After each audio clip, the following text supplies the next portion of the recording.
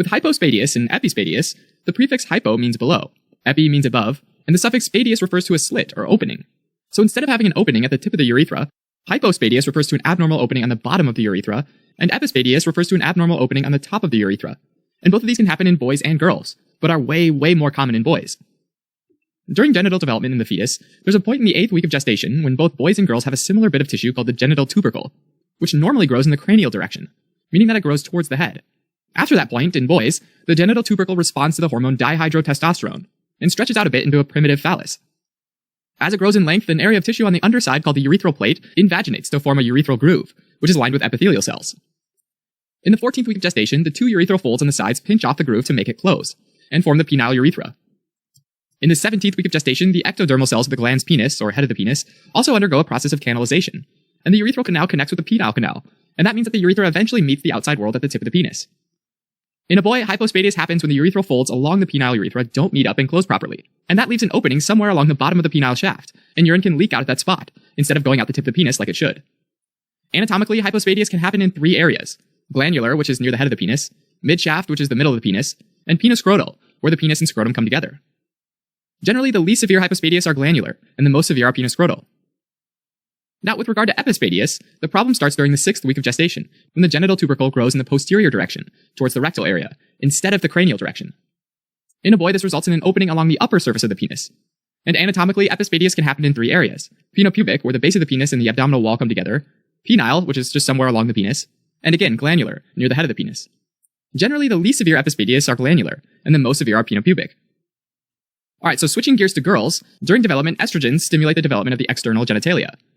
In this case, the genital tubercle only gets a little bit longer, and then forms a clitoris. Here, the urethral folds and groove don't fuse, but instead create the labia minora and the vestibule. In the 13th week of gestation, the urethra forms, and is situated anterior to the vagina and is shorter than the one in boys. Hypospadias results in the urethra opening into the anterior vaginal wall, whereas epispadias results in the urethra developing too far anteriorly. Now, the precise cause of hypospadias and epispadias isn't fully understood, but seems to be related to fetal exposure to abnormal levels of androgens and estrogens. Of the two, hypospadias is more common, and they're associated with other conditions like cordy, which is when the penis has a hook shape and curves inwardly, inguinal hernia, which is a protrusion of bowel through the inguinal canal, and cryptorchidism, which is the absence of testes from the scrotum.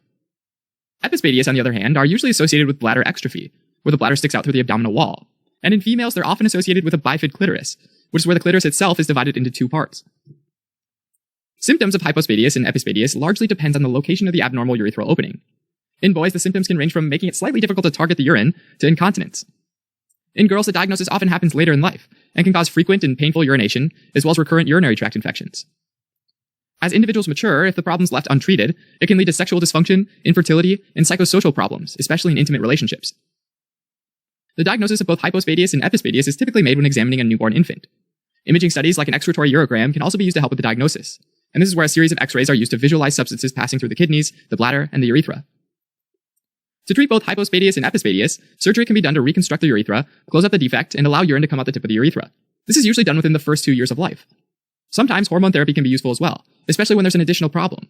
For example, in a boy with a micropenis, which is an extremely small penis that results from low androgen levels during development. Finally, infants with hypospadias shouldn't have a circumcision, because the foreskin might be useful for future reconstruction.